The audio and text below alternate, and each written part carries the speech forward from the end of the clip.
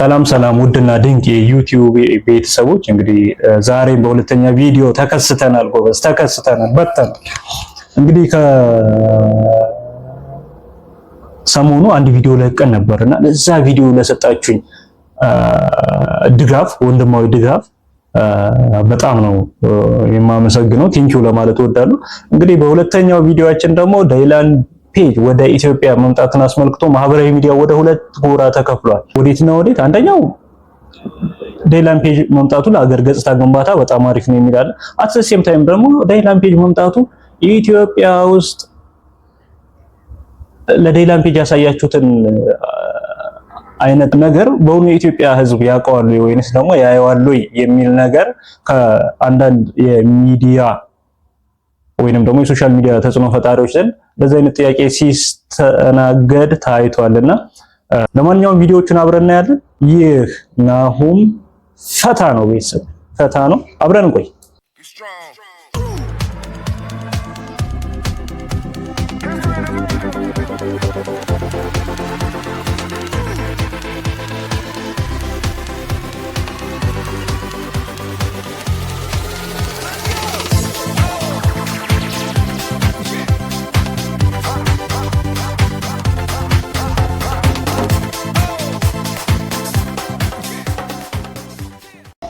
ጫርጉ እንኳን ሻይ ሲጋብዝ አላየንም። ዴላ እዚህ መጥቶ ግን በፈረስ በእግረኛ በእንትን ታሽከረክሩታላችሁ። እንደዚህ ምንድነው? ኢትዮጵያ እንግዳ ተቀባይ ናት። እንግዳ ተቀባይ ጊቭ ኤንድ ቴክ ነው። እሺ እነሱ ምን ሰጧችሁ? ለኔ ምን አደረጉልኝ በሉ። ዜና ምን ይሰራላታል? ኢትዮጵያ ዜና ቢነበብላት ተነበበላት እኮ ሺ ጊዜ የሚያነብላትም አልጠፋም። አንዳችሁ እስኪ ስለ ቃሉ አውርታችሁ ታውቃላችሁ? አታውቁም። ቃሉ ኢንስታግራም ላይ ከዴለን የሚበልጥ ፎሎወርስ አለው። ቃል ሳይተነፍስ አፉን ዘግቶ በሚሰራቸው ልብሶች ብቻ ዓለምን እንደዚህ እያነጋገረ ያለ ሰው ነው። ስለሱ ግን አንድ ኢትዮጵያዊ በኩራት ኦሆ እያለ ያወራ የለም። የተወሰነ ሰው ብቻ ነው ያወራው። መጀመሪያ ለራሳችሁ የአንዱን ቲክታክ ታዘጋላችሁ፣ አንዱን ከአንዱ ለመጣል ትሯራጣላችሁ። የሌላ ሀገር ዜጋ ሲመጣ ግን ያዙ ይልቀቁኝ የምትሉት ነገር አሁን ይሄን አያችሁ ታረን። ነገ ደግሞ ኦኬ ያቺ ጅል ሀገር ስንሄድ ዝም ብላ የምትቀበለን ሀገር እንሄድ ብሎ ሌላም ታዋቂ ሰው ይመጣል። ምክንያቱም ምግብ በነፃ ነው፣ ሆቴል በነፃ ነው፣ ሴት በነፃ ነው። ሴቶቹ እንደሆነ እናውቃቸዋለን። እንደዚህ አይነት ሰው መጣ ሲባል ከኋላም ከፊትም አፈንድዳችሁ ነው የምትሰጡት። ሴት በነፃ ያገኛሉ፣ ምግብ በነፃ ያገኛሉ። እዚህም እዛም ታሽከረክሯቸው ይሄን ይፈልጋሉ። ገባችሁ? የትኬት አይከፍሉ በነፃ የትም ነገር ይሄን የነፃ የሚጠላ የለም። በነፃ መብላ እንግዲህ የሰማችሁትን ይመስላል።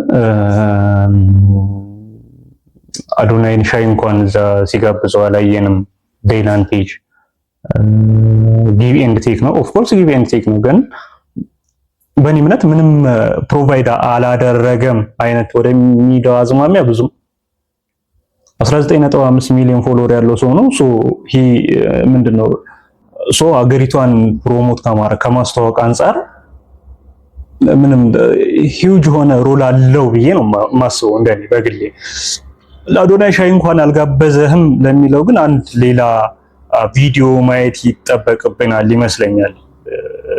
ማለት እንደሰማሁት ከሆነ አልተንከባከበውም ማለት አይቻልም። ያን ያክል ተመጣጣኝ ነው ወይ ወይም ደግሞ ተመጋጋቢ ነው ወይ የሚለውን ነገር ባላቅም፣ ግን ምንድነው ዳይላንድ ፔጅ ለአዶናይ ያደረገለት አቀባበል ምን ድረስ ነበረ የሚለውን አንድ ቪዲዮ አይተን እንመለስ። 27 ሚሊዮን ብር እንደሚወጣ ሰምታችኋል።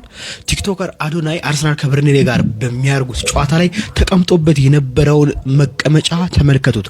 ቦክስ ሲት ይባላል። ሀብታሞች፣ ታዋቂ ሰዎች፣ የቀድሞ ተጫዋቾች ወዘተ የሚመጡት ቦታ እንደሆነ ተገልጿል። KSI እና ዳይላንድ ፔጅ ለዚህ ቦታ ከ130,000 ፓውንድ አካባቢ 130,000 ፓውንድ ይህ ቦታ ለ15 ሰዎች ብቻ ክፍት እንደሚሆን የተገለጸ ሲሆን እየፈጠረ ያለውን ተጽዕኖ ዋው እንደሰማችሁት ነው። እንግዲህ 150 ይህን ያክል ሂውጅ የሆነ ቦታ ላይ ነው አዶናይን እንዲቀመጥ ያደረገው። ፕሮባብሊ ምናልባት የሱ ስላልተዘገበ ኦር ስላልታየ እንጂ ትላልቅ ተጽዕኖ ፈጣሪዎች የሚቀመጡበት ቦታ ላይ ይዞት እንደገባ ነው እንግዲህ ወንድማችን እየነገረን ያለው። በሌላ በኩል አቤል አቡና አሁንም ክሪቲሳይዝ ያለው ነገር አለ። ምን አለ የሚለውን አብረን የምንመለከት ይሆናል። We have just arrived in Ethiopia. Come on. Things got out of hand. Empire booked the flight. Now we're live in Addis land. Since we last spoke, things got out of hand. Empire booked the flight. Now we're live in Addis land. With wall energy, traded and confused. Now it's hyenas, islands, boots on the news. I don't dare rolling through linking streets to the feed. ሀገሬ ኢትዮጵያ ድንገተኛ እንግዳ የመጣባትን ብዙ ልጆች ያሏትን እናት ትመስለኛለች።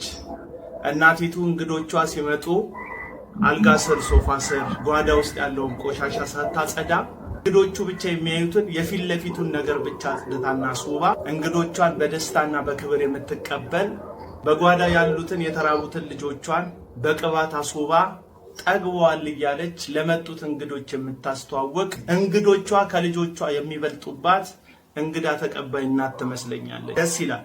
እነዚህ ሁሉ ሰዎች ለሀገር ገጽታ፣ ለሀገር ግንባታ የበኩላቸውን አስተዋጽኦ እያደረጉ እንደሆነ ባልክድም፣ ነገር ግን በጓዳ ያለውን ሪያሊቲ ለሌላው ባታሳዩትም ውስጥ ላለነው ለኛ ግን ለመቀየር ብትታገሉ ምናልባት ከግብዝነት ትወጣላችሁ ብዬ አምናለሁ። በተለይ ኢትዮጵያውያን ኮንቴንት ክሪኤተሮች፣ ኢንፍሉዌንሰሮች ብዙ ጊዜ የምትሰሩት ከህዝብ ጎን ሆናችሁ ሳይሆን ከሚጠቅማችሁ ጎን ብቻ ሆናችሁ እንደሆነ እየተመለከትኩ ነው። እጥ ያጣ የኑሮ ውድነት፣ ሃይባይ የሌለው የነጋዴዎች ስግብግብነት፣ ውጣ ውረድ የሚበዛበት ቢሮክራሲ ባለበት ሀገር ውስጥ እናንተ የፍለፊቱን መልካም ነገር ብቻ በማሳየት በጓዳ ያሉትን የብዙ እናቶች፣ ህፃናት፣ ወጣቶች ረሃብና ስቃይ ባላየ ያለፋችሁት ይመስለኛል። ኢንፍሉዌንሰር የሆናችሁት ከዚሁ ማህበረሰብ በተገኘ ተቀባይነትና ይሁንታ ነው። ሰው መስራት ያለባችሁ ነገር ካለ ስፔሻሊ የኑሮ ውድነት ላይ ህዝቡን እንደ ቀንበር የተጫነው አስቸጋሪ ኢኮኖሚያዊ ቀንበር ላይ አብራችሁ ከህዝብ ጋር በመተባበር ሀገርን በማያፈርስና በሚያንጽ መንገድ ውስጣዊ በሆነ መንገድ መስራት አስፈላጊ ይመስለኛል። አሁን የምታደርጉት ለሀገሪቷ በጎ እይታ እንዲኖር መፍጨርጨራችሁ፣ መድከማችሁ ራሱን ችሎ በጣም እጅግ የሚመሰገን ቢሆንም ነገር ግን ውስጣዊውን ቁስል ያላከመ ውጫዊ ተቀባይነት ለማግኘት መሯሯጥ እሱ ከግብዝነት ያለፈ ዓላማም ግብም ያለው አይመስለኝም። አዎ ኢትዮጵያ ብዙ ሀገሮች ሊጎበኙት የሚገባ ታሪካዊ ቅርስ፣ ባህልና ልዩ ልዩ ቋንቋን የሚናገሩ እጅግ የተዋቡ ብዙ ባህሎች፣ ብዙ ውበቶች ያለባት እግዚአብሔር የባረካት ሀገር ናት። ነገር ግን በራሳችን ስንፍናና ራስ ወዳድነት ይህንን ባህል የተሸከመውን ማህበረሰብ ኢኮኖሚ እንዲያጎብጠው አድርገን ቀና ማለት እስካይችል ድረስ ኑሮ እያንተፋተፈው ያለበት ሁኔታ ላይ ነው ያለ ነው። ስለዚህ መጥተው እኛን መጎብኘታቸው የእኛን ጥሩ ነገር ማየታቸው እንዳለ ሆኖ በውስጥ ግን የምናውቀው ሰውን ሁሉ ያደከመ ኢኮኖሚያዊ ቀንበር በተቻለ መጠን ስግብግብ ነጋዴዎችና ህዝብ ላይ እንደ ቀንበር የተጫነውን አላስፈላጊ የሆነ አሰራር በማስወገድ ኢትዮጵያን የምር ከውስጥ ወደ ውጭ እንድትለወጥ ማድረግ ያለብን ይመስለኛል። ለዚህ ደግሞ ኢትዮጵያዊ ተባብሮ ኢንፍሉዌንሰር ያደረጋችሁ ኮንተንት ክሪኤተሮች አደራም ውለታም ያለባችሁ እንደሆነ መዘንጋት የለባችሁም የዚህ ህዝብ። ስለዚህ ገጽታ ለመገንባት የኢትዮጵያን መልካም ጎን ለማሳየት የምትችሉትን ያክል መስራታችሁ የሚያስመሰግናችሁ ቢሆንም ነገር ግን በውስጥ በኩል ያለውን ቁስል ያላከመ ውጫዊ ተቀባይነት ለማግኘት መንተፋተፍ አሁንም ግብዝነት እንደሆነ ልነግራችሁ ፈልጋለሁ።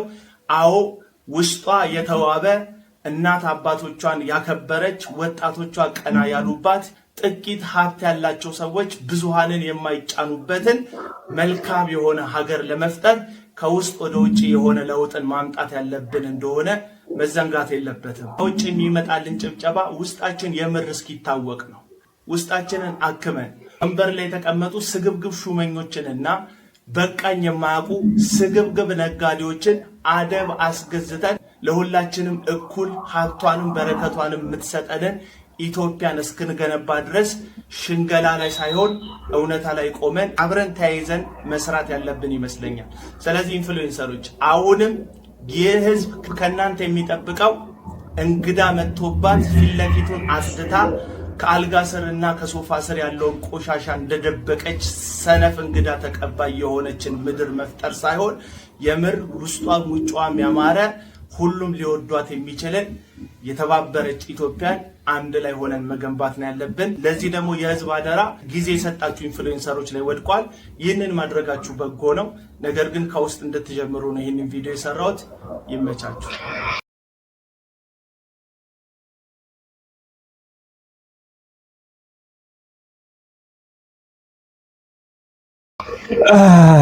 እንግዲህ አቤል አቡና የሰማችሁትን ብሏል። ኦፒኒየኑ ነው፣ የራሱ የግል አስተያየት ነው።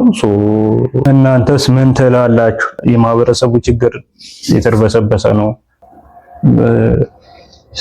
ችግራችንን ከበር አድርገን ኢቭን ብንናገረው እስኪ ያን ያክል ሶሉሽን ይኖረዋል የሚለው ነገር ኢቭን ልጆቹስ ምን መስራት ይችላሉ? የሆነ ነገር ሲሰሩ ይጠለፋል፣ የሆነ ነገር ሲሰሩ ይጠለፋል። እናንተስ በዚህ ጉዳይ ላይ ምንድነው ሐሳባችሁ? ሐሳባችሁን ኮሜንት ላይ ጻፉልኝ፣ አነባዋለሁ። ግልጽ ነውና እናንተስ የትኛው ወገን ናቸው የሚለውን ነገር ለውድ ቤተሰቦቼ መጠየቅ እፈልጋለሁኝ። የዛሬው ቪዲዮአችን ይህን ይመስል ነበር። ስላዳመጣችሁኝ አመሰግናለሁ። ባይ ባይ።